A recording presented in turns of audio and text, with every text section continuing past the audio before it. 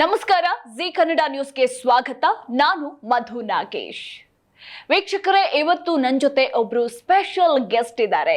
ಅವ್ರು ಯಾರು ಅನ್ನೋದು ಈಗಾಗಲೇ ನಿಮಗೆ ಗೊತ್ತಿರುತ್ತೆ. ನಾನಂತೂ ತಡ ಮಾಡಲ್ಲ, ಅವ್ರನ್ನ ಮಾತಾಡಿಸ್ತೀನಿ. ಅವ್ರು ಏನೇನು ಹೇಳ್ತಾರೆ ಅನ್ನೋದನ್ನ ನೀವು ಕೂಡ ಕೇಳಿ ನೋಡಿ ಎಂಜಾಯ್ ಮಾಡಿ. ಎಸ್, ನನ್ನ ಜೊತೆ ಇದ್ದಾರೆ ಜೂನಿಯರ್ ರವಿಚಂದ್ರನ್ ರವರು. ಎಸ್ ಸರ್, ಕಾರ್ಯಕ್ರಮಕ್ಕೆ ಆತ್ಮೀಯ ಸ್ವಾಗತ. ಸರ್, ನಾನು ನಿಮ್ಮ ಜೊತೆ ಮಾತಾಡ್ಸೋಕ್ಕಿಂತ ಮುಂಚೆ ಒಂದೇ ಒಂದು ಡೈಲಾಗ್ ಹೇಳ್ಬಿಡಿ ಪ್ಲೀಸ್. ಈ ಕ್ರೇಜಿ ಸ್ಟಾರ್ ಸೃಷ್ಟಿ ಮಾಡಿರೋದು ಈ ಜನ, ಇಷ್ಟರ ಮಟ್ಟಿಗೆ ಬಯಸಿರೋದು ಈ ಜನನೇ. ನಾ ಗೆದ್ದಾಗ ಮಾತ್ರ ಜೊತೆಗಿದ್ರು ಅನ್ಕೋಬೇಡ, ನಾವು ಸೋತಾಗೂ ಜೊತೆಗಿದ್ರು. ಈಗ ಈ ವೇದಿಕೆಗೆ ಜೊತೆಗಿರ್ತಾರೆ ಈ ಜನ. ವಾವ್, ಅದೇ ಲುಕ್ಕು, ಅದೇ ಸ್ಟೈಲು, ಅದೇ ಮ್ಯಾನರಿಸಮ್. ನಿಜಕ್ಕೂ ಕೂಡ ನೀವೆಲ್ಲೂ ಜೂನಿಯರ್ ರವಿಚಂದ್ರನ್ ಸರ್ ಅಂತ ಅನ್ಸೋದೇ ಇಲ್ಲ. ರಿಯಲ್ ಕ್ರೇಜಿ ಸ್ಟಾರ್ ಥರನೇ ಅನಿಸ್ತೀರಾ. ಇದ್ರ ಬಗ್ಗೆ ನಮಗಂತೂ ಕ್ಯೂರಿಯಾಸಿಟಿ ಇದೆ. ಸೊ ಅಂದರೆ ನೀವು ಈ ಫೀಲ್ಡ್ಗೆ ಹೇಗೆ ಬಂದ್ರಿ ಅಂತ. ಅದಕ್ಕೂ ಮುಂಚೆ ಮತ್ತೊಂದು ಕ್ಯೂರಿಯಾಸಿಟಿ ಅಂದರೆ ನಿಮ್ಮ ರಿಯಲ್ ಲೈಫ್ ಬಗ್ಗೆ ನಮಗಿರುವಂಥದ್ದು. ಅಂದರೆ ಜೂನಿಯರ್ ರವಿಚಂದ್ರನ್ ಆಗೋಕ್ಕಿಂತ ಮುಂಚೆ ನೀವೇನಾಗಿದ್ರಿ? ನಿಮ್ಮ ಹೆಸರು ರಾಜೇಶ್ ಅಂತ ಅದೊಂದೇ ಗೊತ್ತು ನಮಗೆ. ಅದು ಬಿಟ್ಟರೆ ಬೇರೇನೂ ಗೊತ್ತಿಲ್ಲ ನಮ್ಮ ವೀಕ್ಷಕರಿಗೂ ಅಷ್ಟೇ. ಸೊ ನೀವು ಈ ರವಿಚಂದ್ರನ್ ಕ್ಯಾರೆಕ್ಟರ್ ಬರೋಕ್ಕಿಂತ ಮುಂಚೆ ರಾಜೇಶ್ ಆಗಿ ಏನು ಕೆಲಸ ಮಾಡ್ತಾ ಇದ್ರಿ? ನಿಮ್ಮ ಜೀವನದ ಕುರಿತು, ನೀವು ಬೆಳೆದು ಬಂದಿದ್ದ ಹಾದಿ, ನಿಮ್ಮ ಬಾಲ್ಯದ ಬಗ್ಗೆ ಹೇಳಿ ಸರ್ ಪ್ಲೀಸ್. ನಾನು ಬಾದಾಮಿ ತಾಲೂಕು ಬೇಲೂರು ಗ್ರಾಮದವನು.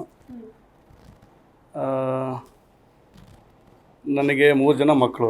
ಮನೆಯಲ್ಲಿ ತಂದೆ ತಾಯಿ ಇದ್ದಾರೆ. ನನ್ನ ಕುಟುಂಬ ಒಂದು 7 ಜನ, ಒಂದು ಸಣ್ಣ ಕುಟುಂಬ. ತಕ್ಕ ಮಟ್ಟಿಗೆ ಒಂದು ಬಟ್ಟೆ ಶಾಪ್ ಇದೆ ನಮ್ಮದು ಪಾರ್ಟ್ ಟೈಮ್ಗೆ. ಈ ವೃತ್ತಿ ಬಂದು ನಾನು 10 ವರ್ಷ ಆಯಿತು. ಇವಾಗ ಜೂನಿಯರ್ ಅಂತ ಒಂದು ಸ್ಟೇಜ್ ಮೇಲೆ ಒಂದು ಆ್ಯಕ್ಟಿಂಗ್ ಮಾಡೋಕತ್ತಿ 10 ವರ್ಷ ಆಯಿತು. ಅದಕ್ಕೆ ಮುಂಚೆ ಒಂದು 5 ವರ್ಷ ಹಿಂದೆ ನಾನು ರವಿಚಂದ್ರನ್ ಥರ ಕಾಣ್ತಾ ಇದ್ದೆ, ಬಟ್ ಆ್ಯಕ್ಟ್ ಮಾಡ್ತಾ ಇರ್ತಿದ್ದಿಲ್ಲ. ವೇದಿಕೆ ಅವಕಾಶ ತೊಗೊಂಡಿದ್ದಿಲ್ಲ ನಾನು. ಬೇಡಪ್ಪ, ನಮಗೆ ಯಾಕೆ ಬೇಕು ಅಂತ. ಇನ್ನು ರಾಜೇಶ್ ಅವರು ಏನು ಓದಿದ್ದಾರೆ ಅಂದರೆ ನಿಮ್ಮ ಎಜುಕೇಷನ್ ಬಗ್ಗೆ ಹೇಳಿ. ಶಿಕ್ಷಣ ನಾನು ಕಲ್ತಿರೋದು ಕಡಿಮೆನೇ. ರವಿ ಸರ್ ಹಾಗೆ ನಾನು ಕೂಡ ಕಡಿಮೆ ಶಿಕ್ಷಣ ಓದಿದ್ದೇನೆ. ಬರೀ SSLC ಓದಿದ್ದೀನಿ. ಆದರೂ SSLC ಹೆಂಗೆ ಓದಿದ್ದೇನೆ ಅಂದರೆ 6 ತಿಂಗಳು ಮನೆಯಲ್ಲಿ ನಾನು ಬಿಸ್ನೆಸ್ ಮಾಡ್ಕೋತಾ 6 ತಿಂಗಳು ಸ್ಕೂಲ್ ಹೋಗಿದ್ದೀನಿ. ಹಂಗೆ ಪಾಸ್ ಮಾಡಿಬಿಟ್ಟಿದ್ದಾರೆ ನಮಗೆ ಆ ಥರ. ಯಾಕಂದ್ರೆ ಮನೆಯಲ್ಲಿ ಒಂದು ಪರಿಸ್ಥಿತಿ, ಆರ್ಥಿಕ ಪರಿಸ್ಥಿತಿ ನಮಗೆ ಕಡಿಮೆ. ನಾವು ಒಂಚೂರು ನಮ್ಮ ಅಪ್ಪ ಅಮ್ಮನ ಜೊತೆ ನಾವು ಕೆಲಸ ಮಾಡಿದಾಗ ಮನೆ ನಡೀತಿತ್ತು. ಆ ಥರ ಒಂದು ಸಂದರ್ಭ ಇತ್ತು. ಹೀಗಾಗಿ ನಾವು ಮುಂದೆ ಕಲೀಲಿಕ್ಕೆ ಆಗಲಿಲ್ಲ. ನನಗೆ ಮುಂಚೆಯಿಂದ ನನಗೆ ಹ್ಯಾಬಿಟ್ಸ್ ಏನಪ್ಪ ಅಂದರೆ ಆರ್ಟು, ಅಂದರೆ ಚಿತ್ರಕಲೆ ಆರ್ಟಿಸ್ಟ ನಾನು. ಈಗ ನೀವು ಕೂತಿರಲ್ಲ, ನಿಮ್ಮನ್ನೇ ನಾನು ಒಂದು 10 ನಿಮಿಷ ನೀವು ಹಿಂಗೆ ಕೂತ್ಕೊಂಡ್ಬಿಟ್ರೆ ನಿಮ್ಮದೇ ಚಿತ್ರ ಬಿಡಿಸಿಬಿಡ್ತಿದ್ದೆ ನಾನು. ಆ ಥರ ಒಂದು ಚಿಕ್ಕವನಿಂದ ನನಗೊಂದು ಹಾಬಿ ಅದು. ಆ ಹಾಬಿನೇ ನಾನು ಈ ಲೆಕ್ಕಕ್ಕೆ ತಂದು ನಿಂದಿಸಿತ್ತು ಅಂತ ಅನಿಸುತ್ತೆ. ಯಾಕಂದರೆ ನಾನು ಇನ್ನೊಬ್ಬರನ್ನ ಕಾಪಿ ಮಾಡಿ ತೋರಿಸೋ ಒಂದು ಕಲೆ ಇತ್ತು. ಬಟ್ ಇನ್ನೊಬ್ಬರನ್ನೇ ನಾನು ಹೋಲ್ತೀನಿ ಅನ್ನೋದು ಅದು ನನಗೆ ಕನಸು ಮನಸ್ಸಿನಾಗ ಇದ್ದಿದ್ದಿಲ್ಲ, ಆಗಬೇಕಂತೂ ಇದ್ದಿದ್ದಿಲ್ಲ. ಅದೇನೋ ದೇವ್ರ ಇಚ್ಛೆ, ತಂದೆ ತಾಯಿ ಆಶೀರ್ವಾದ, ಕರ್ನಾಟಕದ ಅಭಿಮಾನಿಗಳ ಆಶೀರ್ವಾದ, ಹಾಗೆ ನಮ್ಮ ಕ್ರೇಜಿ ಸ್ಟಾರ್ ನಮ್ಮ ಪಾಲಿಗೆ ದೇವರಾಗಿ, ಅವರ ನೆರಳಾಗಿ ನಾನು ಬದುಕ್ತಾ ಇದ್ದೇನೆ. ಅವ್ರ ಹೆಸರು ಹೇಳ್ಕೊಂತ ನಾನು ದಿನ 2 ಹೊತ್ತು ಊಟ ಮಾಡ್ತಾಯಿದ್ದೇನೆ. ಅವರ ಆಶೀರ್ವಾದ, ಕನ್ನಡ ಜನತೆ ಆಶೀರ್ವಾದ, ಹಾಗೆ ನಮ್ಮ ಆರ್ಕೆಸ್ಟ್ರಾ ಟೀಮ್ದಲ್ಲಿ ನಾನು ಹೆಚ್ಚಾಗಿ ತೊಡಗೋದು. ಇಡೀ ನಮ್ಮ ಕರ್ನಾಟಕದ ಎಲ್ಲ ಆರ್ಕೆಸ್ಟ್ರಾ ಓನರು ಪರಿಚಯ. ಅವರ ಒಂದು ಶ್ರೇಯಸ್ಸು, ಅವರ ಒಂದು ಪ್ರೀತಿ ನಮ್ಮ ಮೇಲೆ ಇದೆ. ಇಲ್ಲಿವರೆಗೂ ಜರ್ನಿ ನಂದು ನಡೀತಾ ಇದೆ. ಅಂದರೆ ನೀವು ಈ ಫೀಲ್ಡ್ಗೆ ಬರೋಕ್ಕಿಂತ ಮುಂಚೆ ಏನಾಗಬೇಕು ಅಂದರೆ ಎಲ್ರಿಗೂ ಕೂಡ ಒಂದು ಆಸೆ ಇರುತ್ತೆ, ನಾನು ಇಂಜಿನಿಯರ್ ಆಗಬೇಕು, ಚೆನ್ನಾಗಿ ಓದಿ ಡಾಕ್ಟರ್ ಆಗಬೇಕು ಅಂತೆಲ್ಲ. ಸೊ ನೀವು ಏನಾಗಬೇಕು ಅಂತ ಅಂದ್ಕೊಂಡಿದ್ರಿ? ಅದೇ, ನಾನು ಆರ್ಟಿಸ್ಟ್ ಇರುವಾಗ ನಾನು ಯಾವುದಾದ್ರೂ ಒಂದು ಸ್ಕೂಲು ಡ್ರಾಯಿಂಗ್ ಮಾಸ್ಟರ್ ಆಗಬೇಕಂತ ಒಂದು ಆಸೆ ಇತ್ತು. ಬಟ್ ನಾವು ಓದೋ ಕಾಲಕ್ಕೆ ಅದು ಇಲ್ಲಿ ಹೊರಗಡೆ ಏನಿತ್ತಪ್ಪ ಅಂದರೆ ಡ್ರಾಯಿಂಗ್ ಸ್ಕೂಲುಗಳು ಕಡಿಮೆ ಒಂದು ತರಗತಿಯಲ್ಲಿ ಇದ್ವು. ಅಂದರೆ ಮುಂದೆ ಇದಕ್ಕೆ ಭವಿಷ್ಯ ಇಲ್ಲ ಅಂತ ಅನಿಸ್ಬಿಡ್ತು ನಮಗೆ. ಅವಾಗ ಏನು ಮಾಡಬೇಕಂತ ಹೊಳೆದೆ. ಇದ್ರ ಜೊತೆಗೆ ಫೋಟೋಗ್ರಾಫಿ ಲೈನ್ ತೊಗೊಂಡೆ. ನಾನು ಫೋಟೋಗ್ರಾಫರ್ ಆಗಿಬಿಟ್ಟೆ. ನಾನು ಈ ಫೀಲ್ಡ್ SSLC ಮುಗಿಸಿದ ತಕ್ಷಣ ಫೋಟೋಗ್ರಾಫರ್ ಆದೆ. ಆ ಫೋಟೋಗ್ರಾಫಿ ಜೀವನ ಇಲ್ಲಿವರೆಗೂ ನನ್ನ ತೊಗೊಂಡು ಬಂದಿದೆ. ಇವಾಗೂ ಕೂಡ ನಾನು ಫೋಟೋಗ್ರಾಫಿ ಬಿಟ್ಟಿಲ್ಲ. ಇವಾಗೂ ಫ್ರಾಯ್ ಟೈಮ್ ಮಾಡ್ತಾ ಇರ್ತೀನಿ. ಆದರೆ ನನಗೆ ಈಗ ಬಿಡೂ ಇಲ್ಲ. ಈಗ 90% ಈ ವೇದಿಕೆಗಳ ಅವಕಾಶಗಳು ಸಿಗ್ತಾ ಇರುವಾಗ ಫೋಟೋಗ್ರಫಿ ಜಾಯಿನ್ ಮಾಡೋಕ್ಕಾಗ್ತಾ ಇಲ್ಲ. ಬಟ್ ನನ್ನ ಬದಲು ನನ್ನ ಮನೆಯಲ್ಲಿ ನನ್ನ ಮಗ ಸಾಥ್ ಕೊಟ್ಟಿದ್ದಾನೆ, ನನ್ನ ಹೆಂಡತಿ ಸಾಥ್ ಕೊಟ್ಟಿದ್ದಾಳೆ. ಅವರೆಲ್ಲ ವರ್ಕ್ ಮಾಡ್ತಾರೆ ಇವಾಗ ಫೋಟೋಗ್ರಫಿ. ನನ್ನ ಮಗನೇ ಮೇಂಟೈನ್ ಮಾಡ್ತಾನೆ ಇವಾಗ ಈ ಸದ್ಯ. ಓಕೆ, ಅದಾದ್ಮೇಲೆ ಈಗ ಯಾವಾಗ ನೀವು ನಾನು ರವಿಚಂದ್ರನ್ ಅವ್ರ ತರ ಕಾಣಿಸ್ತಾ ಇದ್ದೀನಿ, ಅವ್ರ ತರನೇ ಇದ್ದೀನಿ ಅಂತ ನಿಮ್ಗೆ ಯಾವಾಗ ಅನಿಸ್ತು ಸರ್? ಇಲ್ಲ ಬೇರೆಯವರು ಯಾರಾದ್ರೂ ಗುರುತಿಸಿ ನೀನ್ ಅವ್ರ ತರನೇ ಕಾಣಿಸ್ತಿದ್ಯಾ ಅಂತ ಏನಾದ್ರು ಹೇಳಿದ್ರ ಅಂತ? ಸುಮಾರು ಒಂದು 20 ವರ್ಷದ ಆಚೆಯಿಂದ ನನಗೆ, ಅಂದರೆ ನಾನು ಒಂದು 22 ಏಜಿಂದ, ನನ್ನ 22 ಏಜಿಂದ ಅವರಾಗೆ ಒಂಚೂರು ಹೊಟ್ಟೆ ಬಂತು, ಅವರಾಗೆ ಒಂದು ಸ್ಟೈಲ್ ಕಾಣ್ತಾ ಇತ್ತು. ಬಟ್ ನನಗೆ ಅದು ಗೊತ್ತಾಗ್ತಾ ಇದ್ದಿಲ್ಲ. ಜನರು ಹೇಳ್ತಾಯಿದ್ರು, ಬೈಕ್ ಮೇಲೆ ನಾನು ಏನೋ ಒಂದು ಬ್ಲ್ಯಾಕ್ ಸ್ಪೆಕ್ಟ್ ಹಾಕ್ಕೊಂಡು ಹೋಗ್ತಾಯಿದ್ರೆ, ಏನು ರಿಜಿಸ್ಟರ್ ರವಿಚಂದ್ರ ಥರನೇ ಬೈಕ್ ಓಡಿಸ್ತೀಯಲ್ಲ ಅಂತ ಹೇಳ್ತಾಯಿದ್ರು. ಬಟ್ ಅದನ್ನು ಅಬ್ಸರ್ವ್ ಮಾಡಿದ್ದಿಲ್ಲ. ಬರ್ತಾ ಅದು ನನಗೇನಾಯ್ತು ಅಂದರೆ, ಸುಮಾರು ಒಂದು 9 ವರ್ಷದ ಆಚೆ ಇದೇ ಬೆಂಗಳೂರಲ್ಲಿ ನಮ್ಮ ಫೋಟೋಗ್ರಾಫರ್ ಎಕ್ಸಿಬಿಷನ್ ಇತ್ತು. ಆ ಎಕ್ಸಿಬಿಷನ್ಗೆ ಬಂದಾಗ ನಮ್ಮ ಬಾದಾಮಿ ತಾಲೂಕಿನ ಓಲ್ ಎಲ್ಲ ಫೋಟೋಗ್ರಾಫರ್ಸು ಬಂದಿದ್ದರು ನನ್ನ ಜೊತೆ. ಎಲ್ಲ ಒಂದು 20 ಜನ ಟೀಮ್ ನಮ್ಮದು ಫೋಟೋಗ್ರಾಫರ್ದು. ಅವಾಗೇ ನನ್ನ ಮಗ ಏನು ಮಾಡಿಬಿಟ್ಟ, ಇಲ್ಲೇ ಒಂದು ಗಾಂಧಿನಗರದಲ್ಲಿ ಒಂದು ಹ್ಯಾಟ್ ತೊಗೊಂಡ್ಬಿಟ್ಟ. ರವಿ ಸರ್ ಅವಾಗೆ ಪ್ರೀತೋಸ್ತಪ್ಪ ಪಿಕ್ಚರಲ್ಲಿ ಯೂಸ್ ಮಾಡಿದ ಒಂದು ಹ್ಯಾಟ್ ಸಿಗ್ತಿದೆ ಮಾರ್ಕೆಟಲ್ಲಿ. ಅದೊಂದು ಹ್ಯಾಟ್ ಹಾಕಿಬಿಟ್ಟು ವೈಟ್ ಸ್ಪೆಕ್ಟ್ ಹಾಕಿಬಿಟ್ಟು ನೀನು ಹೆಂಗೆ ಕಾಣ್ತೀನಿ ನೋಡೋಣ ಅಂತ ನಮ್ಮ ಫೋಟೋಗ್ರಾಫರ್ ಎಲ್ಲ ಟೀಮ್ಗಳು ಒಂದು ಒತ್ತಾಯ ಮಾಡಿದರು. ಅವಾಗೆ ನನಗೆ ಒಂದು 50% ರವಿಚಂದ್ರನ್ ಇದ್ದವನು 90% ರವಿಚಂದ್ರನ್ ಆಗಿಬಿಟ್ಟೆ ನಾನು. ಅಲ್ಲಿಂದ ನಂದು ಆ ಎಕ್ಸಿಬಿಷನಲ್ಲಿ ನನ್ನೇ ಅವರೊಂಥರ ಗ್ರ್ಯಾಂಡಾಗಿ ನನ್ನ ಅಲ್ಲಿ ಪೇರಿ ಮಾಡಿಸಿದರು ನಮ್ಮ ಫೋಟೋಗ್ರಾಫರ್ ಎಕ್ಸಿಬಿಷನ್ದಲ್ಲಿ. ಅವಾಗೆ ಜನ ಮೇಯಿಸಿದ್ರು, ಖುಷಿಪಟ್ಟರು, ಫೋಟೋ ತೆಗೆಸ್ಕೊಂಡ್ರು. ಸುಮಾರು ಜನ ಏನಪ್ಪ ಇದು ನಮಗೆ ಆಚಾರ ಆಯ್ತಲ್ಲ ಅಂತ ಎಲ್ಲರೂ ಶಾಕ್ ಆಗಿಬಿಟ್ರು. ಅಲ್ಲಿಂದ ನಮ್ಮದು ಈ ಜೂನಿಯರ್ ಅಂತ ಪಟ್ಟ ಇಟ್ಟಿದ್ದು ನಮ್ಮ ಫೋಟೋಗ್ರಾಫರ್ ಸಂಘ ಬಾದಾಮಿ. ಅಲ್ಲಿಂದ junior crazy star journey start ಆಯ್ತಾ? ಅವಾಗೆ ಅವರೇ ಒಂದು ಮಂತ್ ಬಿಟ್ಟು ನಮ್ಮ ಬಾದಾಮಿ ತಾಲೂಕಿನಲ್ಲಿ ನಮ್ಮ ಫೋಟೋಗ್ರಾಫರ್ ಸಂಘದವರೇ ಒಂದು ಇವೆಂಟ್ ಇಟ್ಕೊಂಡಿದ್ದರು. ಆ ಇವೆಂಟ್ದಲ್ಲಿ ಆರ್ಕೆಸ್ಟ್ರಾ ಟೀಮು ನಮ್ಮ ಕೊಪ್ಪಳದ MK ಮಾಜಿದ್ ಖಾನ್ ಅಂತ ಟೀಮ್ ಅದು, ಅವರಿಗೆ ಬುಕ್ ಮಾಡಿದ್ರು ಅವರು ಆರ್ಕೆಸ್ಟ್ರವ್ರು. ಆಮೇಲೆ ಅವರು ಆರ್ಕೆಸ್ಟ್ರವ್ರು ಸ್ಟಾರ್ಟ್ ಮಾಡುವಾಗ ನಾನು ನೋಡಿಬಿಟ್ಟು, ಏನು ಸರ್ ನೀವು ರವಿಚಂದ್ರ ಥರನೇ ಇದ್ದೀರಾ, ಏನು ನಿಮಗೆ ಮೇಕಪ್ ಮಾಡೋದು ಬೇಡ, ಕಾಸ್ಟ್ಯೂಮ್ ಚೇಂಜ್ ಮಾಡೋದು ಬೇಡ, ಹಂಗೆ ಇದ್ದೀರಲ್ಲ, ಒಂದು ವೇದಿಕೆಗೆ ಒಂದು ಎಂಟ್ರಿ ಕೂಡ ನೋಡೋಣ ಹೆಂಗೆ ಬರುತ್ತೆ ಅಂದರು. ನಾನು ಬರಲ್ಲಪ್ಪ, ನನಗೇನು ಗೊತ್ತಿಲ್ಲ, ಅದು ಆ್ಯಕ್ಟಿಂಗ್ ಮಾಡೋದು ಗೊತ್ತಿಲ್ಲಪ್ಪ ಅಂತ ನಾನು. ಇಲ್ಲ ಸರ್ ನೀವು ಬಂದುಬಿಡಿ ಹಂಗೆ ಸ್ಟೇಜ್ ಮೇಲೆ, ನಾವು ಸಿಂಗಿಂಗು ಹಾಡ್ಕೋತೀವಿ, ನೀವು ಹಂಗೆ ಬಂದು ಒಂದು ಹಿಂಗೆ ಕೈ ಮಾಡಿಬಿಟ್ರೆ ಸಾಕು ನಿಮ್ಗೆ. ಎಸ್, ಸೊ ನೆಕ್ಸ್ಟ್ ನನ್ನ ಪ್ರಶ್ನೆ ಕೂಡ ಅದೇ ಆಗಿತ್ತು. ಅಂದರೆ ನೋಡೋದಕ್ಕೆ ಓಕೆ ರವಿಚಂದ್ರನ್ ಸರ್ ಥರನೇ ಕಾಣಿಸ್ತಾ ಇದ್ರಿ, ಅದು ಬಿಟ್ಟು ಅವ್ರ ಥರನೇ ನೀವು ಈಗ ಕುಳಿತುಕೊಂಡಿರೋದು ನೋಡ್ತಾ ಇದ್ರೆ, ಅಂದರೆ ಈ ವಾಕಿಂಗ್ ಸ್ಟೈಲು, ಮಾತಾಡೋ ಅಂಥ ವೇ ಇರಬಹುದು, ಸೊ ಸೇಮ್ ಎಲ್ಲ ಡಿಟ್ಟೋ ರವಿ ಸರ್ ಥರನೇ ಇದೆಯಲ್ಲ. ಸೊ ಇದನ್ನೆಲ್ಲ ಹೆಂಗೆ ಪ್ರಾಕ್ಟೀಸ್ ಮಾಡಿದ್ರಿ ಅಂತ? ಆಮೇಲೆ ನಾನು ರವಿ ಸರ್ದು ಸಾಂಗು, ಪ್ರತಿಯೊಂದು ಪಿಕ್ಚರು ಪ್ರತಿದಿನ ಒಂದು 10 ನಿಮಿಷ ಬಿಡುವಿದ್ರೆ ನಾನು ಬೇರೆ ಏನೂ ನೋಡ್ತಿರ್ತಿಲ್ಲ. ಮೊಬೈಲಲ್ಲಿ ಅವ್ರದ್ದೇ ನೋಡೋದು ಎಲ್ಲ ಪಿಕ್ಚರ್ಸು, ಸಾಂಗ್ಗಳು, ಅವ್ರು ಮಾತಾಡೋ ಕೆಲವು ಕಡೆ ಪ್ರೋಗ್ರಾಮ್ ಕೊಟ್ಟಿರ್ತಾರೆ, ಅವ್ರು ಮಾತಾಡೋ ರೀತಿ, ಅವ್ರು ನಡ್ಕೊಳ್ಳೋ ರೀತಿ, ಹಾವ ಭಾವ ಎಲ್ಲ ಅವ್ರದ್ದು ನೋಡ್ತಾ ಬಂದಿರೋದು. ಇವಾಗ ನಿಜ ಹೇಳ್ತೀನಿ ಸರ್, ನನಗಂತೂ ನಾನು ಜೂನಿಯರ್ ರವಿಚಂದ್ರನ್ ಅವ್ರನ್ನ ಇಂಟರ್ವ್ಯೂ ಮಾಡ್ತಾ ಇದ್ದೀನಿ ಅಂತ ಅನಿಸ್ತಾನೆ ಇಲ್ಲ, ರಿಯಲ್ ರವಿ ಸರ್ನೇ ಇಂಟರ್ವ್ಯೂ ಮಾಡ್ತಾ ಇದ್ದೀನಿ ಅಂತ ಅನಿಸುತ್ತೆ. ನಿಜಕ್ಕೂ ಅವ್ರ ಥರನೇ ನೀವು ಮಾತಾಡೋದಿರಬಹುದು, ನಿಮ್ಮ ಸ್ಟೈಲ್ ನಾನು ಆಗಲೇ ಹೇಳ್ದಂತೆ. ಸೊ ಇದು ಅಷ್ಟು ಈಸಿ ಅಂತೂ ಅಲ್ವೇ ಅಲ್ಲ. ಸೊ ಇದ್ರ ಹಿಂದೆ ಸುಮಾರು ಹಾರ್ಡ್ ವರ್ಕ್ ಅಂತೂ ಇದ್ದೇ ಇರುತ್ತೆ. ಸೊ ಇದೆಲ್ಲ ಬಿಟ್ಟು ಈ ವಿಚಾರಕ್ಕೆ ನಿಮಗೆ ಸ್ಫೂರ್ತಿ ಯಾರು ಅಂತ? ಇದಕ್ಕೆ ಮೊದಲೇ ಹೇಳ್ಬೇಕಂದ್ರೆ ನಮ್ಮ ಮನೆಯಲ್ಲಿ ಕುಟುಂಬ, ನನ್ನ ತಂದೆ ತಾಯಿ, ಹಾಗೆ ನನ್ನ ಧರ್ಮಪತ್ನಿ, ಇವರು ನನ್ನ ಮಕ್ಕಳು ಸಹಿತ ಇದಕ್ಕೆ ಸಪೋರ್ಟ್ ಮಾಡಿದ್ದಾರೆ. ಇವರು ಮಾಡಲಿಲ್ಲ ಅಂದರೆ ನಾವು ಮನೆ ಬಿಟ್ಟು ಹೊರಗಡೆ ಬರೋಕ್ಕೆ ಸಾಧ್ಯ ಇಲ್ಲ. ಇದು ಕಲಾವಿದರಿಗೆ ಈ ಪರಿಸ್ಥಿತಿ. ಇದಕ್ಕೆ ಸಪೋರ್ಟ್ ಪೂರ ಕೊಟ್ಟಿದ್ದಾರೆ ಅವರು. ಪೂರ ಕೊಟ್ಟಿದ್ದಕ್ಕೆ ನನಗೆ ಒಂದು ಏನು ಬೆಂಡಿಗೆ ಒಂದು ಸಪೋರ್ಟ್ ನನಗೆ. ಇದಾದಮೇಲೆ ನಮ್ಮ ಕಲಾವಿದರು ಬಳಗ, ಎಲ್ಲ ವಾದ್ಯಗೋಷ್ಠಿ ಬಳಗ, ಆರ್ಕೆಸ್ಟ್ರಾ ಅಂತ ಹೇಳ್ತಾರೆ, ಅವರು ನಮ್ಮ ಸಪೋರ್ಟ್ ಸುಮಾರಾಗಿ ಭಾಳ ಪ್ರೀತಿ ನಮ್ಮ ಮೇಲೆ. ಇವತ್ತಿಗೂ ಅವರು ನನಗೆ ರವಿ ಸರ್ ಅಂತ ಅಂದಾಗ ಕರೆಯೋದಿಲ್ಲ, ನನ್ನ ಹೆಸರೇ ಗೊತ್ತಿಲ್ಲ ಯಾರಿಗೂ. ರಾಜೇಶ್ ಅನ್ನೋದು ಕಡಿಮೆ ಕರೆಯೋದು, ಎಲ್ಲರೂ ರವಿಚಂದ್ರನ್, ಜೂನಿಯರ್ ರವಿಚಂದ್ರನ್ ಅಂತ ಕರೆಯೋದು. ಈಗ ಅವರೊಂದು ವೇದಿಕೆ ಕೊಡಿಸ್ತಾರೆ ನಮಗೆ. ಹಲವಾರು ಆರ್ಕೆಸ್ಟ್ರಾ ಟೀಮ್ಗಳಿದೆ ಕರ್ನಾಟಕದಲ್ಲಿ, ಪ್ರತಿಯೊಬ್ಬರು ಕಂಡಕ್ಟ್ನಲ್ಲಿ ಇದ್ದಾರೆ. ನಮ್ಮ ವೇದಿಕೆ ಬನ್ನಿ ಸರ್ ಅಂತ ಹಲವಾರು ಜನ ನನಗೆ ವೇದಿಕೆ ಕೊಡ್ತಾರೆ. ಅವ್ರದ್ದೇ ಒಂದು ಸ್ಫೂರ್ತಿ. ಹಾಗೆ ಕನ್ನಡ ಜನತೆ ಒಂದು ಪ್ರೀತಿ, ರವಿ ಸರ್ ಮೇಲೆ ಇಟ್ಟಂಥ ಒಂದು ಅಭಿಮಾನ ನಮ್ಮ ಮೇಲೆ ಇಟ್ಟು ಒಂಚೂರಾದರೂ ನಮಗೆ ಚಪ್ಪಾಳೆ ಕೊಡ್ತಾರಲ್ಲ, ಅದೊಂದು ಖುಷಿ ಯಾವುದು. ಇನ್ನು ನೀವು ರಿಯಲ್ ರವಿ ಸರ್ನ ಮೀಟ್ ಮಾಡಿದಾಗ ಅವರ ಫಸ್ಟ್ ರಿಯಾಕ್ಷನ್ ಹೇಗಿತ್ತು ಅಂತ, ಅಂದ್ರೆ ನನ್ನನ್ನು ನಾನೇ ನೋಡ್ಕೊಂಡಂಗೆ ಅನಿಸ್ತಾ ಇದೆಯಲ್ಲಪ್ಪ ಅಂತ ಅವರು ಏನಾದರೂ ಹೇಳಿದ್ರ? ಯಾವಾಗ ಮೀಟ್ ಮಾಡಿದ್ರಿ ಅಂತ? ರವಿ ಸರ್ಗೆ ಮೀಟ್ ಹಾಕೋಣ ಭಯ ಇತ್ತು ಮುಂಚೆ. ಸುಮಾರು ಒಂದು 2 ವರ್ಷ ವೇದಿಕೆ ಮಾಡ್ತಾ ಇದ್ದೆ ನಾನು. 2 ವರ್ಷ ಆದ ನಂತರ ನಮಗೆ ದಾವಣಗೆರೆಯಲ್ಲಿ ನಮ್ಮ ಮನು ಫೋಟೋಗ್ರಾಫರ್ ಅಂತ ನಮ್ಮ ರವಿಚಂದ್ರ ಸಂಘದ ರಾಜ್ಯಾಧ್ಯಕ್ಷರು ಅವರು, ರವಿ ಸರ್ ಪಕ್ಕಾ ಫ್ಯಾನು ಮನು ಅಂತ. ಅವರು ನನಗೆ ರವಿ ಸರ್ನ ಮೀಟ್ ಆಗಿದೆ ಸರ್ ಅಂತ ಒಂದು ಸಲ ಹೇಳಿದರು. ಅಪಾಯಿಂಟ್ಮೆಂಟ್ ಕೊಟ್ಟರು, ಮನೆಗೆ ಹೋಗೋಕ್ಕೆ. ಒಂದಿನ ಹೋದೆ.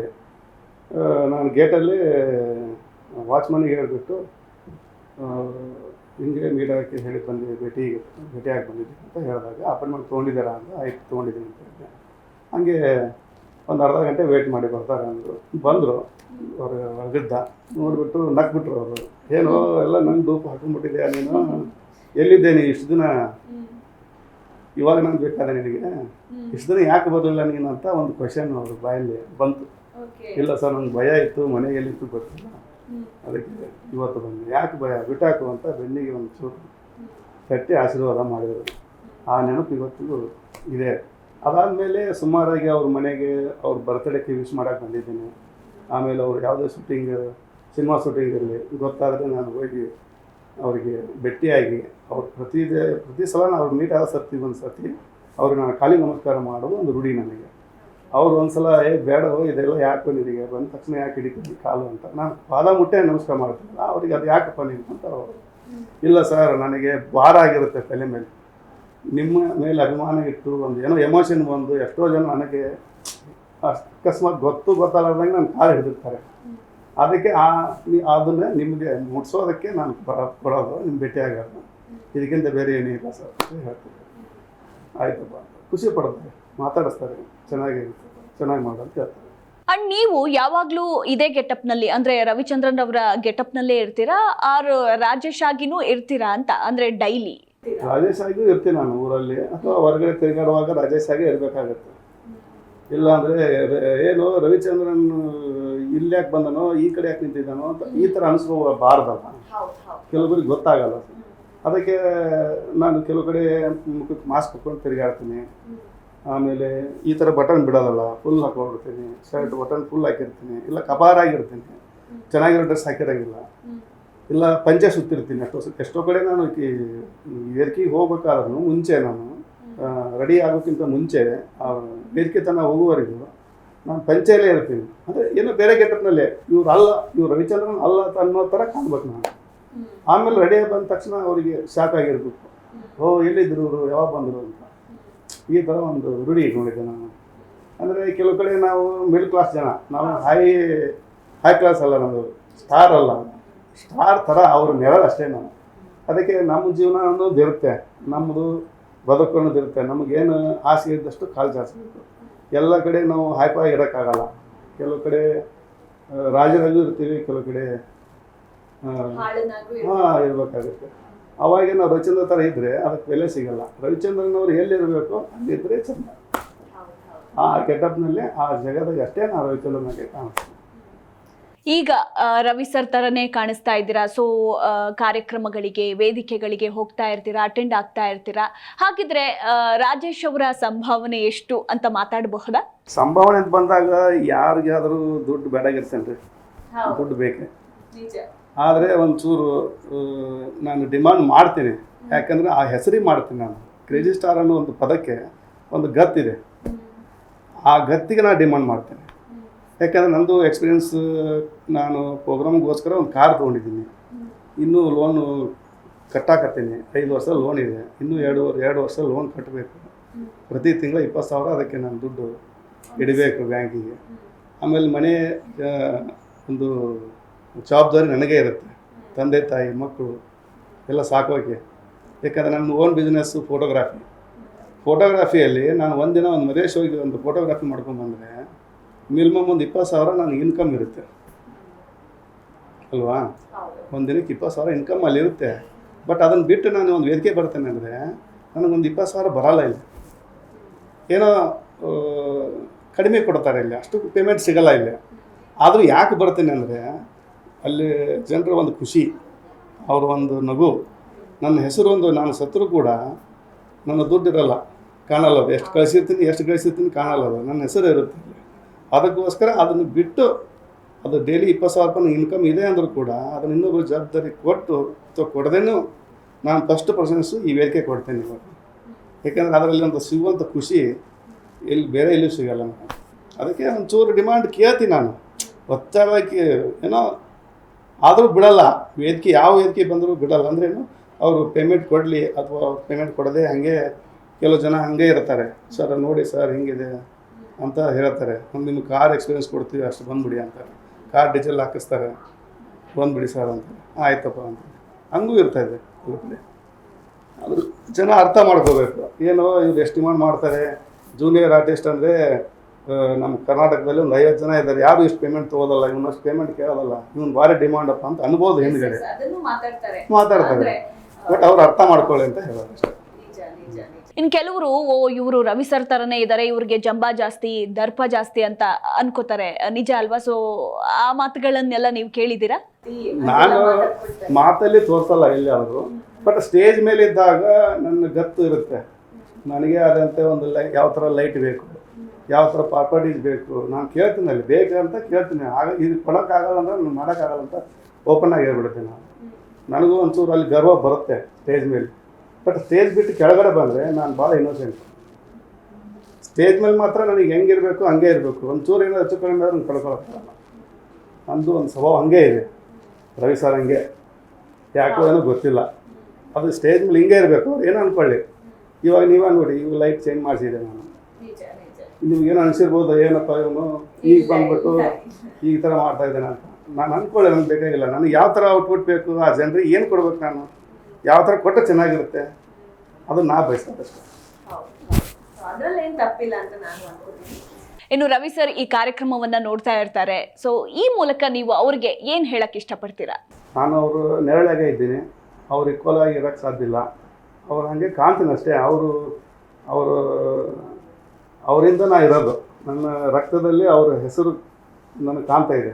ಈ ರಕ್ತ ಹರಿತಾ ಇರೋದು ಅವ್ರ ಹೆಸರಲ್ಲೇ. ನನ್ನ ತಂದೆ ತಾಯಿ ಬಿಟ್ಟರೆ ನನಗೆ ಅವರೇ ದೇವರು ಅಂತ ಹೇಳಕ್ಕೆ ಇಷ್ಟಪಡ್ತೀನಿ. ಅಥವಾ ಅವರಿಗೆ ಇನ್ನೂ ಆಸೆಗಳು ಸುಮಾರಾಗಿದ್ದಾವೆ. ಅವರು ಈಗ ಪ್ರೇಮಲಕ 2 ಮಾಡಬೇಕಂತ ಮಾಡ್ತಾಯಿದ್ದಾರೆ. ಆ ಫಿಲ್ಮು ಸಕ್ಸಸ್ ಆಗಲಿ ಅಂತ ನಾನು ಹೇಳ್ತೀನಿ. ಅದಕ್ಕೆಲ್ಲ ಕನ್ನಡ ಜನತೆಗಳು ರೆಡಿಯಾಗಿದ್ದಾರೆ ಸಪೋರ್ಟ್ ಮಾಡೋದಕ್ಕೆ. ಅದು ಒಳ್ಳೆಯದಾಗಲಿ, ಚೆನ್ನಾಗಿ ಓಡಲಿ, ಪಿಕ್ಚರು ಚೆನ್ನಾಗಿ ಶೂಟಿಂಗ್ ಆಗಲಿ. ಇವಾಗ ಇನ್ನೂ ನಡೀತಾ ಇದೆ ವರ್ಕ್, ಅದು ಪ್ರಾಜೆಕ್ಟ್. ಅವ್ರ ಕನಸು ಏನದವು ಎಲ್ಲ ನನಸಾಗಲಿ, ಅವ್ರಿಗೊಂದು ಒಳ್ಳೆಯದಾಗಲಿ ಅಂತ ನನ್ನ ಆಸೆ. ಇನ್ನು ಇಷ್ಟು ವರ್ಷಗಳಲ್ಲಿ ರವಿ ಸರ್ನ ಎಷ್ಟು ಸಲ ನೀವು ಮೀಟ್ ಮಾಡಿದ್ದೀರಾ? ಸುಮಾರು ಒಂದು 7, 8, 9 ಸರಿ ಇರ್ಬೋದು. ಇನ್ನು ಸಿಕ್ಕಾಗೆಲ್ಲ ಅವ್ರು ನಿಮಗೆ ಕೊಟ್ಟಿರುವಂತಹ ಬೆಸ್ಟ್ ಕಾಂಪ್ಲಿಮೆಂಟ್ ಅಂದರೆ ಏನು? ಜಾಸ್ತಿ ಮಾತಾಡೋಕ್ಕಾಗಿಲ್ಲ. ಹೋದ ತಕ್ಷಣ ನಾನು ಪಾದಕ್ಕೆ ಕೈ ಮುಟ್ಟಿ ನಮಸ್ಕಾರ ಮಾಡೋದು ಒಂದು ರೂಢಿ. ಚೆನ್ನಾಗಿದೆ ಅಣ್ಣ ಅಂತ ಕೇಳ್ತೀನಿ ನಾನು. ಚೆನ್ನಾಗಿದೆ ಅಂತ ಕೇಳ್ತೀನಿ. ಅವನಪ್ಪ ಚೆನ್ನಾಗಿದ್ದಾನೆ ಅಂತ ಹೇಳ್ತಾರೆ, ನಗ್ತಾರೆ, ಸ್ಮೈಲ್ ಕೊಡ್ತಾರೆ. ಆಯಿತು. ಮತ್ತು ಫೋಟೋ ತೆಗ್ಸೋಕ್ಕೆ ನಾನು ಮುಂದಾಳತ್ವವಾಗಿ ಹೋಗಲ್ಲ ಅವ್ರ ಜೊತೆ. ಅವ್ರ ಸ್ವಭಾವ ನನಗೆ ಗೊತ್ತು. ಅವ್ರು ಫೋಟೋಕ್ಕೆ ಬರ್ತಾರೆ ಇವರು ಅಂತ ಜನರು ನನಗೇನು ಕೇಳೋಕ್ಕೆ ಬರಲ್ಲ, ಇವರು ಏನು ಹೇಳೋಕ್ಕೂ ಬರಲ್ಲ. ನಾನು ಬರೋದು ಇವ್ರು ಜನರು ಇದಕ್ಕೆ ಫೋಟೋಕ್ಕೆ. ಈಗ ನೀವೇ ರವಿಚಂದ್ರ ಸರ್ ಬಂದುಬಿಟ್ರೆ ನೀವೇನು ಮಾಡ್ತೀರಿ? ಇವಾಗ ಫಸ್ಟ್ ಮೊಬೈಲ್ ತೊಗೊಳ್ತೀರಿ, ಸೆಲ್ಫಿ ತೊಗೊಳ್ತೀರಿ. ಅವ್ರು ಮಾತಾಡ್ಸೋಕ್ಕೆ ನೀವು ಹೋಗಲ್ಲ. ಇದು ಯಾಕೆ ಅಂತ ಅವ್ರ ಕ್ವಶನ್. ಅದಕ್ಕೆ ನಾನು ಯಾವತ್ತೂ ಆದರೂ ಅವ್ರ ಜೊತೆ ಹೋಗ್ಬೇಕಾದ್ರೆ, ಅವ್ರು ಮಾತಾಡ್ಸ್ಬೇಕಾದ್ರೆ ಮೊಬೈಲನ್ನು ನಾನು ಯೂಸ್ ಮಾಡ್ತೀನಿ. ಅವರೇ ಆಮೇಲೆ ಅವರು ಬಾಜುಕ್ ನಿಂತಾರೆ, ಹೇಳ್ತಾರೆ ಸರ್ ನೀವು ಬನ್ನಿ ಸರ್ ತಗ್ಸೋ ಬನ್ನಿ. ಅವಾಗ ಇವರು ಬಾರೋ ಅಂತ ಗೋನ್ ಹಾಕ್ತಾರೆ. ಅವಾಗ ನಾವು ನಿಲ್ತಾರೆ. ಈ ಮೊನ್ನೆ ಕೂಡ ರೀಸೆಂಟಾಗಿ ಹುಬ್ಬಳ್ಳಿ ಶೂಟಿಂಗಿಗೆ ಬಂದಾಗ ಅದೇ ಥರ ಆಯಿತು. ಅವರೇ ಆಮೇಲೆ ಬಾರೋ ನಿಲ್ ಬಾ ಅಂತ ಕರೆದ್ರು, ತಗ್ಸ್ಕೊಂಡು. ಆಮೇಲೆ ಅವ್ರ ಮಗಳ ಮದುವೆಗೆ ನಮ್ಮ ಕುಟುಂಬ ಸಮೇತ ಇನ್ವೈಟ್ ಮಾಡಿದ್ರು. ನಮಗೆ ಕುಟುಂಬ ಸಮೇತ ಬರಬೇಕಂತ 2 ದಿನ ನಾವು ಮದುವೆಗೆ ಬಂದು ಆ ಒಂದು ಯಾವುದು ಏನಂತಾರೆ ಅದಕ್ಕೆ, ರಾಜವೈಭೋಗ ಅವತ್ತು ಕಂಡಿದ್ದು. ಅದು ನಾವು ಎಲ್ಲೋ ಒಂದು ಸಿನಿಮಾದಲ್ಲಿ ನೋಡ್ತಾ ಇದ್ವಿ. ಅದು ಲೈವ್ ಆಗಿ ಅವತ್ತು ನಾವು ನೋಡಿದ್ದು. ಆ ಥರ ಮುಂದೆ ಎಲ್ಲಿ ನೋಡೋಕ್ಕೂ ಸಾಧ್ಯ ಇಲ್ಲ. ಅಂತ ಒಂದು ಮದುವೆ ಮಾಡಿರೋದು. ಈಗ ನೀವು ರವಿ ಸರ್ ಥರನೇ ಗೆಟಪ್ಪು, ಅವರ ಆ್ಯಕ್ಷನ್ಸು, ಆ್ಯಕ್ಟಿಂಗು ಎಲ್ಲ ಸೇಮ್ ಅವ್ರ ಥರನೇ ಇದೆ. ಸೊ ನೀವು ರಾಜೇಶ್ ಆಗಿದ್ದಾಗ ಹೇಗಿರ್ತಾರೆ? ಅಂದರೆ ಗೆಟಪ್ ಚೇಂಜ್ ಆಗ್ಬೋದು, ಹೌದು. ಈ ವಾಕಿಂಗ್ ಸ್ಟೈಲು, ಕುತ್ಕೊಳ್ಳೋದು, ಮಾತಾಡೋದು, ಸೊ ಇದೆಲ್ಲ ಸೇಮು ರವಿ ಸರ್ ಥರನೇ ಇರುತ್ತಾ, ಅಥವಾ ರಾಜೇಶ್ ಅವರು ಬೇರೆ ವಾಕಿಂಗ್ ಸ್ಟೈಲ್ ಅದೆಲ್ಲ ಇದೆಯಾ ಅಂತ? ಅಂದರೆ ಅಲ್ಲಿ ಸ್ಟೇಜ್ ಮೇಲೆ ಸ್ವಲ್ಪ ಚೂರು ಬದಲಾವಣೆ ಆಗಬಾರ್ದು. ಎಲ್ಲ ಒಂದು ಕಡೆ ಮರೆತು ಬಿಟ್ಟು ನಾನು ರಾಜೇಶ್ ಆ್ಯಕ್ಟಿಂಗ್ ಮಾಡಿದ್ರೆ ನೋಡೋರಿಗೆ ಸರಿ ಅನ್ಸಲ್ಲ. ಅದಕ್ಕೆ ನಾನು ಪ್ರತಿದಿನ ಅವ್ರದ್ದೇ ಆದಂಥ ಒಂದು ಏನು ಸ್ಟೈಲ್ ಇರುತ್ತಲ್ಲ, ವಾಕ್ ಸ್ಟೈಲ್ ನೀವು ಹೇಳ್ದಂಗೆ, ಕುತ್ಕೊಳ್ಳೋದಾಗಿರ್ಬೋದು, ಹಿಂಗೆ ಕೈ ಮೂಮೆಂಟ್ ಮಾಡೋದಾಗಿರ್ಬೋದು, ಅದನ್ನೇ ನಾನೇ ರೂಢಿ ಮಾಡ್ಕೊಂಡ್ಬಿಟ್ಟಿದ್ದೀನಿ. ನಾವು ಕ್ಯಾಮ್ರಾ ಇದ್ದರೂ ಕೂಡ ಈ ಸ್ಟೇಜು ಜನ ಆಡಿಯನ್ಸ್ ಮುಂದೆ ಇಲ್ಲಾಗೂ ಕೂಡ ನಮ್ಮ ಮನೇಲಿದ್ದರೂ ಕೂಡ ಅವ್ರದ್ದೇ ಆದಂಥ ಒಂದು ಸ್ಟೈಲ್ಗಳನ್ನು, ಬಾಡಿ ಲ್ಯಾಂಗ್ವೇಜನ್ನು ರೂಢಿ ಮಾಡ್ಕೊಂಡ್ಬಿಟ್ಟಿದ್ದೀನಿ. ಹೀಗಾಗಿ ನಾನು ಎಲ್ಲೋ ಮರೆತು ಎಲ್ಲೋ ಯಾವುದೋ ವಿಚಾರದಲ್ಲಿ ನಾನು ಏನೋ ಕೈ ಮೂಮೆಂಟ್ ಮಾಡಲಿ, ಏನೋ ಒಂದು ಹೆಜ್ಜೆ ಇಡಲಿ, ಅದು ನೋಡೋರ ಕಣ್ಣಿಗೆ ಏನು ಅನಿಸುತ್ತೆ ಅವ್ರಂಗೆ ಅನ್ಸಿಬಿಡುತ್ತೆ. ನಾನು ಎಲ್ಲೋ ಮರೆತು ಹಾಗೆ ಇಟ್ಟಿರ್ತೀನಿ. ನಾನು ಅವ್ರಂಗೆ ರೂಢಿ ಆಗಿಬಿಟ್ಟಿರ್ತೀನಿ. ಈಗ ನನಗೆ ಬೇರೆ ಅನಿಸಲ್ಲ. ಇವಾಗ ರಾಜೇಶ್ ಅವರಿಗೆ ಫೇವ್ರೆಟ್ ಹೀರೋ ಯಾರು? ಇದನ್ನು ಕೇಳಕತ್ತೆ ಡಾಕ್ಟರ್ ರಾಜ್ಕುಮಾರ್ ಅವರು. ಯಾಕೆಂದರೆ ಅವ್ರ ಫಸ್ಟ್ ಫಿಲ್ಮ್ ಕುರಗೋಲವ ಅಂತ ಒಂದು ಪಿಕ್ಚರಲ್ಲಿ ರಾಜ್ಕುಮಾರ್ ಮಗನ ಪಾತ್ರ ಮಾಡಿದ್ರು ಅವರು. ಪ್ರವೇಶ್ ಒಂದು 7-8 ವರ್ಷ ಇದ್ದರು ಅವರು. ಆವಾಗಲಿಂದ ಅವರಿಗೆ ಒಂದು ಆಶೀರ್ವಾದ ಸಿಕ್ಕಿದೆ ಡಾಕ್ಟರ್ ರಾಜ್ಕುಮಾರ್ ಅವರು. ಹೀಗಾಗಿ ಅವ್ರ ಮನೆತನದವರು ಇವತ್ತಿಗೂ ಅವ್ರ ಕುಟುಂಬಕ್ಕೆ ಭಾಳ ಪ್ರೀತಿ ಅವರು. ಇನ್ನು ರವಿಚಂದ್ರನ್ ಸರ್ ಅವರ ಸಿನಿಮಾಗಳಲ್ಲಿ ನಿಮಗೆ ಇಷ್ಟವಾದಂತಹ, ಅಂದರೆ ಫೇವ್ರೆಟ್ ಮೂವಿ ಅಂತ ಇರುತ್ತಲ್ಲ, ಸೊ ನಿಮಗೆ ಅವರ ಮೂವೀಸಲ್ಲಿ ಫೇವ್ರೆಟ್ ಮೂವಿ ಯಾವುದು? ಅಂದರೆ ಪರ್ಟಿಕ್ಯುಲರ್ ಆಗಿ ಇದೇ ಮೂವಿ ಅಂತ ಇರುತ್ತಲ್ಲ. ನನಗೆ ಎಲ್ಲ ಫಿಲ್ಮು ಫೇವ್ರೆಟ್. ಪರ್ಟಿಕ್ಯುಲರ್ ಆಗಿ ಒಂದು ನಂಗೆ ತುಂಬಾ ಇಷ್ಟ ಅಂತ ಇರುತ್ತಲ್ವಾ? ಮಲ್ಲ ಪಿಕ್ಚರ್ ನನಗೆ ಫುಲ್. ಮತ್ತು ಪ್ರತಿಯೊಂದು ಸ್ಟೇಜಿಗೆ ಹೋದಲ್ಲೂ ಒಂದು ಮಲ್ಲ ಸಿನಿಮಾದಲ್ಲಿ ಒಂದು ಸಾಂಗ್ ಇದ್ದೇ ಇರುತ್ತೆ. ನಾನು ಮಾಡುವ ಆ್ಯಕ್ಟಿಂಗ್ ಜನ ಫುಲ್ ಇಷ್ಟಪಡೋದು, ನಾನು ಇಷ್ಟಪಡ್ತೀನಿ. ಹೀಗಾಗಿ ಅದನ್ನು ಬಿಟ್ಟರೆ ಪ್ರೇಮ ಲೋಕ, ಇಲ್ಲಾಂದರೆ ಯಾರನ್ನೂ ಚಲಿದೆ. ನೀವು ಇಲ್ಲವರೆಗೂ ಬಂದಿದ್ದೀರಾ, ಅವ್ರ ಥರ ಆ್ಯಕ್ಟ್ ಮಾಡಿಸ್ದೆ ನಾವು ಕಳಿಸ್ಬಿಡ್ತೀವ? ಅವ್ರ ಥರ ಆ್ಯಕ್ಟ್ ಮಾಡಿನೇ ನೀವು ಹೋಗಬೇಕು, ಮಾಡಿಸ್ತೀವಿ. ಆ್ಯಕ್ಟಿಂಗ್ ಮಾಡಬೇಕು. ನೀವು ಕರೆಸ್ಬಿಟ್ಟು ಕೆಜಿ ಸಾಂಗ್ ಕರೆಸ್ಬಿಟ್ಟು ಒಂದು ಹುಡುಗಿನೂ ಕೂಡಿಸಿಲ್ಲ, ಒಂದು ಹೂವನೂ ಇಟ್ಟಿಲ್ಲ, ನೀವು ಏನು ಮಾಡೋದು ಇವಾಗ? ಒಂದು ಹುಡುಗಿ ಆದ್ರೂ ಬೇಕಲ್ವಾ? ನಾನು ಅವಾಗಿಂದ ನೋಡ್ತಾ ಇರ್ತೀನಿ, ಏನೂ ಇಲ್ಲ, ಒಂದು ಹೂವು ಇಲ್ಲ, ಒಂದು ಹೆಣ್ಣು ಇಲ್ಲ. ಕರೆಕ್ಟ್ ನೀವಾದ್ರೂ ಬರ್ತಾರೆ ಪಾಪ, ನೀವು ಹೆಂಗೆ ಮಾಡೋಕ್ಕಾಗಲ್ಲ. ಇನ್ನು ನೀವು ನಾನು ರವಿ ಸರ್ ಥರ ಕಾಣಿಸ್ತಾ ಇದ್ದೀನಿ ಅಂತ ಗೊತ್ತಾದ ಮೇಲೆ ನೀವು ಅವರನ್ನ ಇಷ್ಟಪಡೋದಕ್ಕೆ ಶುರು ಮಾಡಿದ್ರಾ, ಅಥವಾ ನಿಮಗೆ ಫಸ್ಟಿಂದನೂ ಅವರಂದ್ರೆ ಇಷ್ಟ ಇತ್ತಾ? ನಾನು ಚಿಕ್ಕವನಿಂದ ಅವರು ಪ್ರಪ್ರಥಮ ಪಿಕ್ಚರ್ ನೋಡಿದ್ದು ಪ್ರೇಮಲೋಕ. ನಾನು ಚಿಕ್ಕವನವ್ರನ್ನ, ಅವಾಗಲಿಂದ ಅವ್ರ ಮೇಲೆ ಒಂದು ಮೋಹ. ಅವ್ರ ಸಾಂಗ್ ಆಗಿರ್ಬೋದು, ಅವ್ರ ಸ್ಟೋರಿ ಆಗಿರ್ಬೋದು. ನಾವು ಎಷ್ಟೋ ಸರ್ತಿ ನಾವು ಚಿಕ್ಕವನಿದ್ದಾಗ ನಮ್ಮ ಹಳ್ಳಿಯಲ್ಲಿ ಥಿಯೇಟ್ರು ಓಪನ್ ಥಿಯೇಟರ್ ಇರ್ತಿತ್ತು ನಮ್ಮಲ್ಲಿ.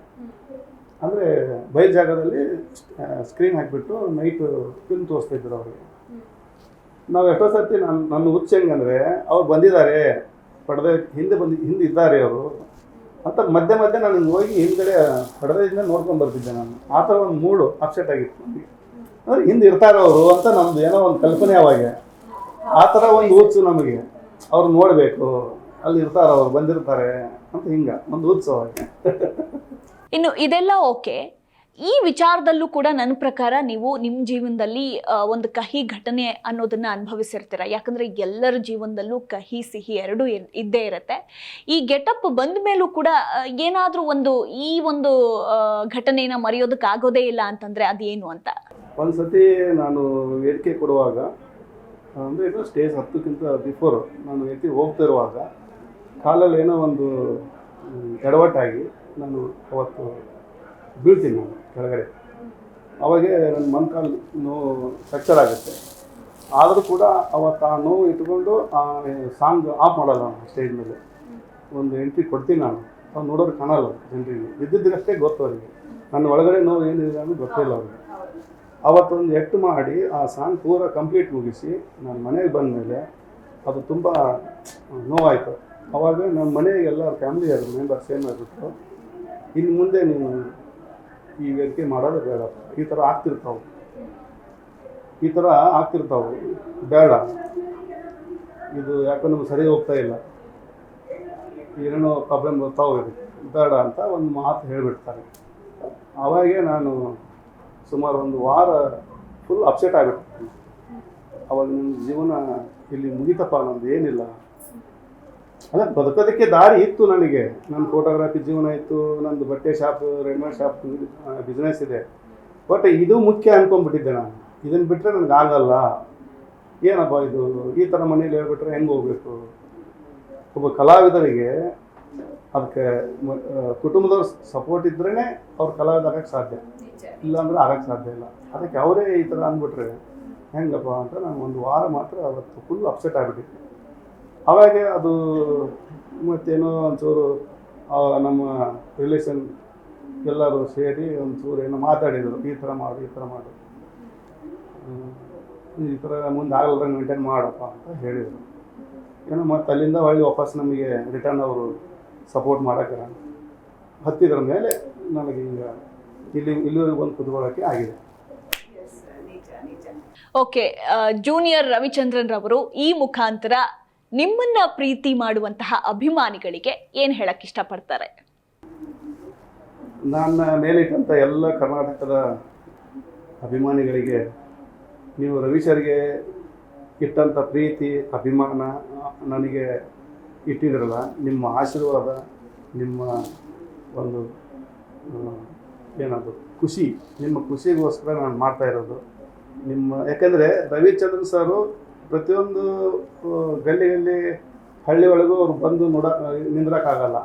ಅವ್ರಿಗೆ ಆಸೆ ಇರುತ್ತೆ, ಏನು ರವಿ ಸರ್ನು ಒಂದು ಸರಿ ಆದ್ರೂ ನೋಡ್ಬೇಕಪ್ಪ ಅಂತ ಆಸೆ ಇರುತ್ತೆ ಜನಕ್ಕೆ. ಬಟ್ ಎಲ್ಲ ಕಡೆ ಅವ್ರು ಸಿಗೋಕ್ಕೆ ಸಾಧ್ಯ ಇಲ್ಲ. ಈಗ ಅವ್ರ ರೂಪದಲ್ಲಿ ನಾವು ಒಂದು ಸೆಕೆಂಡ್ ಆದ್ರೂ ಅವರ ಅಂತ ತಿಳ್ಕೊಂಡು ಅವ್ರ ಮನಸ್ಸಲ್ಲಿ ಒಂಚೂರು ಖುಷಿ ಪಡ್ತಾರಲ್ಲ, ಆ ಖುಷಿಗೋಸ್ಕರ ನಾನು ಮಾಡ್ತಿರೋದು. ನೀವು ಏನು ಅನ್ಕೋಬೇಡಿ. ಯಾಕಂದರೆ ಎಷ್ಟೋ ಜನ ಕೆಲವು ಕಡೆ ರವಿಚಂದ್ರನ್ ಸರ್ ಅಂತ ತಿಳ್ಕೊಂಡೇ ಮನೆಗೆ ಹೋಗಿರ್ತಾರೆ, ಗೊತ್ತಾಗದೆ ಇವ್ರು ಜೂನಿಯರಪ್ಪ ಅಂತ ಅಂದ್ಕೊಂಡಿರಂಗಿಲ್ಲ. ಅವ್ರು ರವಿ ಸರ ಅಂದ್ಕೊಂಡ್ಬಿಟ್ಟಿರ್ತಾರೆ. ಏನೋ ರವಿಚಂದ್ರನ್ ಸರ್ ನೋಡಿದೆ, ನಾನು ಹಾಯ್ ಅಂದೆ, ಮೀಟ್ ಆದೆ ಅಂತ ಅವರು ಒಂದು ಖುಷಿಯಲ್ಲಿ ಮನೆಗೆ ಹೋಗ್ತಾ ಇರ್ತಾರೆ. ಮನೆ ಹೋಗುವವರೆಗೂ ಅವ್ರಿಗೆ ಅದೇ ಖುಷಿಯಲ್ಲಿ ಹೋಗ್ತಾರೆ ಅವರು. ಸಾಕು, ಮನೆಗೆ ಹೋದ್ಮೇಲೆ ಅವ್ರ ಮಗು ಏನೋ ಯಾರೋ ನೋಡಿ ಎಲ್ಲ ಇವರು ಡೋಪಿಯವರು ಅಂತ ಹೇಳ್ತಾರೆ. ಬಟ್ ಅಲ್ಲಿವರೆಗೂ ಖುಷಿ ಹೋಗ್ತಾರಲ್ಲ, ನನಗೆ ಆ ಖುಷಿ ಬೇಕು. ದಯವಿಟ್ಟು ಆ ಥರ ಆದವರಿಗೆ ಈ ಚಾನಲ್ ಮುಖಾಂತರ ನಾನು ಹೇಳ್ಕೊಳ್ಳೋದು, ನಾನು ಅಹಂಕಾರದಿಂದ ನಿಮಗೆ ಧೂಪ ಅಂತ ಹೇಳ್ಬೋದಾಗಿತ್ತು. ಬಟ್ ನಿಮ್ಗೆ ಖುಷಿ ಅಲ್ಲಿ ಮನೆಗೆ ಹೋಗುವವರೆಗೂ ಖುಷಿ ಸಿಗಲಿ ಅಂತ ನಾನು ಮಾಡಿದ ಉದ್ದೇಶ. ಬೇರೆ ರೀತಿಯಿಂದ ತಿಳ್ಕೊಂಡು ನನ್ನ ಮೇಲೆ ನಿಮ್ಮ ಪ್ರೀತಿ ಅಭಿಮಾನ ಕಡಿಮೆ ಮಾಡಬೇಡಿ. ನನಗೂ ಕೊಡಿ, ಅವ್ರಿಗೆ ಕೊಡಿ, ನನ್ನ ಒಂದು ವೃತ್ತಿಗೆ ಬೆಲೆ ಕೊಡಿ ಅಂತ ಹೇಳ್ತಾರೆ. ಈಗ ನಾವು ರವಿ ಸರ್ ಹತ್ರ ಡ್ಯಾನ್ಸ್ ಮಾಡಿಸ್ದೆ ಅವ್ರನ್ನ ಹಾಗೆ ವಾಪಸ್ ಕಳ್ಸಕ್ಕಾಗತ್ತಾ? ನೋವೇ ಚಾನ್ಸೇ ಇಲ್ಲ, ಡ್ಯಾನ್ಸ್ ಹುಡುಗಿ ಬೇಕಲ್ವಾ? ಮಾಡಿಸ್ತೀವಿ. ಅದಕ್ಕೂ ಮುನ್ನ ಇನ್ನೊಂದು ಡೈಲಾಗ್ ಬರ್ಲಿ ಪ್ಲೀಸ್. ಕ್ರಾಂತಿ ಚಿತ್ರದ ಒಂದು ಡೈಲಾಗ್ ಹೇಳ್ಬೋದು. ಎಲ್ಲರೂ ಶಾಲೆಯಲ್ಲಿ ಸರಸ್ವತಿ ಪೂಜೆ ಮಾಡಿದರೆ ಇವನು ಆಯುಧ ಪೂಜೆ ಮಾಡ್ತಾನೆ, ನನ್ನ ಮಗ. ಎಸ್, ನಿಜಕ್ಕೂ ಕೂಡ ಇಷ್ಟೊತ್ತು ನಮ್ಮ ಜೊತೆ ಕುಳಿತುಕೊಂಡು ನಿಮ್ಮ ಜೀವನದ ಬಗ್ಗೆ, ಅಂದರೆ ರಾಜೇಶ್ ಅವರ ಜೀವನದ ಬಗ್ಗೆ ಇರಬಹುದು, ಹಾಗೆ ಜೂನಿಯರ್ ರವಿಚಂದ್ರನ್ ಅವರ ಜೀವನದ ಬಗ್ಗೆ ಸಾಕಷ್ಟು ಮಾಹಿತಿಯನ್ನು ಹಂಚಿಕೊಂಡ್ರಿ. ನಮಗೂ ಕೂಡ ಖುಷಿ ಆಯಿತು. ಇನ್ನೂ ನೀವು ಮುಂದಿನ ದಿನಗಳಲ್ಲಿ ಎತ್ತರಕ್ಕೆ ಬೆಳಿಬೇಕು ಅಂತ ನಾವು ಕೂಡ ಆಶಿಸ್ತೀವಿ.